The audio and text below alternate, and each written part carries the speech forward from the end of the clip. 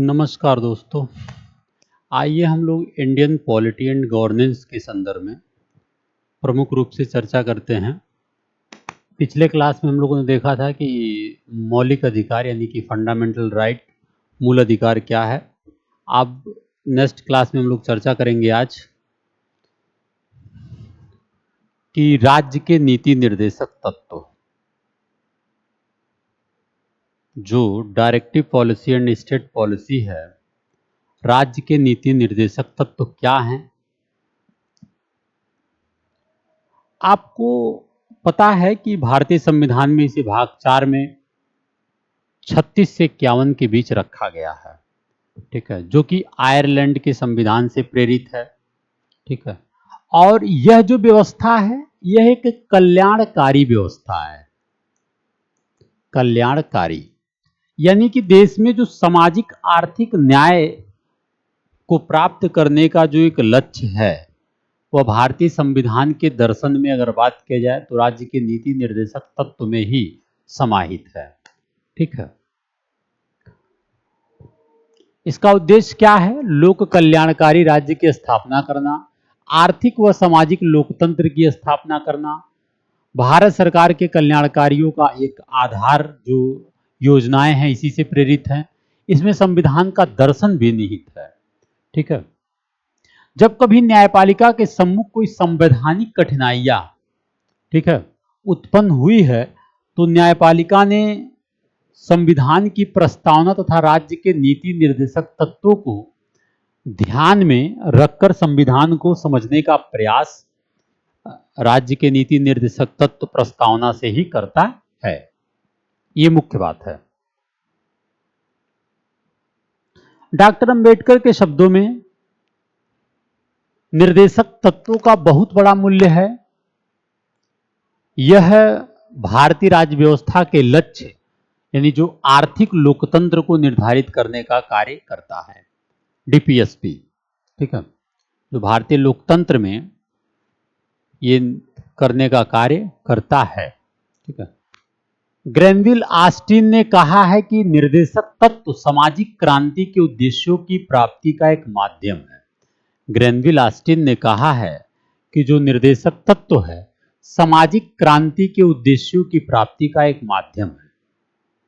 BN Rao ने कहा है कि नीति निर्देशक तत्वों का राज्य प्राधिकारियों के लिए एक शैक्षिक तत्व है।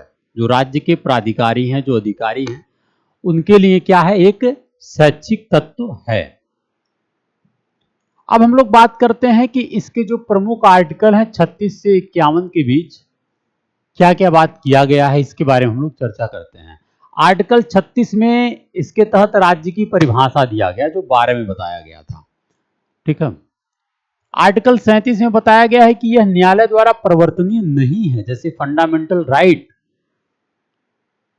वाद योग्य है, लेकिन यह जो है अवाद योग्य है।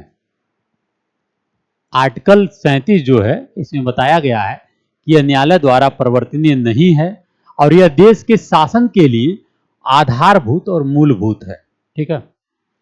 आर्टिकल 38 जो है राज्य लोक कल्याण की अभिवृद्धि के लिए एक सामाजिक व्यवस्था बनाएगा। जो आर्टिकल 38 में ऐसी विचारधारा रखा गया है, ठीक है। आर्टिकल 39 में बताया गया है कि स्त्री व पुरुषों को समान कार्य के लिए समान वेतन जैसी व्यवस्था की गई है और सभी नागरिकों को आजीविका के पर्याप्त साधन प्राप्त करने का अधिकार है, ठीक है। आर्टिकल 39 के कई पार्ट हैं। जैसे आर्टिकल 39 का कहता है कि समान अवसर के आधार पर न्याय देना व निःशुल्क कानूनी सहायता। इसे 42वें संविधान संशोधन अधिनियम 1976 द्वारा शामिल किया गया था। इसी प्रकार आप देखेंगे नेक्स्ट आर्टिकल 40 कहता है ग्राम पंचायतों का गठन, एक गांधीवादी विचारधारा। आर्टिकल 41 कहता है कि कुछ दशाओं में विशेषतः, जैसे बेरोजगार हैं, बुढ़ापे की स्थिति है, बीमारी है, ऐसे दशा में काम, शिक्षा और लोक सहायता पाने का अधिकार। आर्टिकल 41। आर्टिकल 42 कहता है कार्य की न्याय संगत और मानवीय दशाओं में मातृत्व सुरक्षा। जो महिलाओं के संदर्भ में जो महिला जननी सुरक्षा संबंधित योजनाएं हैं तो ये आर्टिकल 42 से ही प्रेरित है, ठीक है। फिर आर्टिकल 43 कहता है कुटीर उद्योगों के विकास के संदर्भ में स्थापना, कुटीर उद्योगों के विकास के संदर्भ में स्थापना। फिर आर्टिकल 43 आता है आपका, आर्टिकल 43 क, ठीक है, आर्टिकल 43 क, इसे भी जो है 42वें संविधान संशोधन 1976 द्वारा अधिनियमित किया गया था। यह क्या कहता है, उद्योगों के प्रबंध में मजदूरों की भागीदारी के लिए उपयुक्त विधान बनाना यानी कानून बनाना। आर्टिकल 43 का क्या कहता है, उद्योगों के प्रबंध में मजदूरों की भागीदारी के लिए उपयुक्त विधान बनाना, जो कि इसे भी 42वें संविधान संशोधन के द्वारा जोड़ा गया था। यह कुछ महत्वपूर्ण आर्टिकल, ठीक। इसके बाद हम देखते हैं आर्टिकल 43 ख भी है। आर्टिकल 43 जो है, आर्टिकल 43 ख कहता है सहकारी समिति के उन्नयन के संदर्भ में, सहकारी समिति के बारे में बताता है आर्टिकल 43 ख। इसके बाद आता है आर्टिकल 44 जो नागरिकों के लिए एक समान नागरिक संहिता की बात करता है, ठीक है, एक समान नागरिक संहिता, ठीक है, एक समान नागरिक संहिता की बात करता है ये आर्टिकल 44। इसके बाद आता है आर्टिकल 45। आर्टिकल 45 बताता है कि बच्चों को शिक्षा तथा उनके देखभाल से संबंधित, जो कि आप जानते हैं कि आर्टिकल 45 में ही 86वें संविधान संशोधन 2002 द्वारा इसे जोड़ा गया था, ठीक है। लेकिन अब यह जो है आप जानते हैं फंडामेंटल राइट बन गया है 6 से 14 वर्ष के बच्चों को, ठीक है। फिर आर्टिकल 48 आता है, तो ये कहता है कृषि तथा पशुपालन से संबंधित।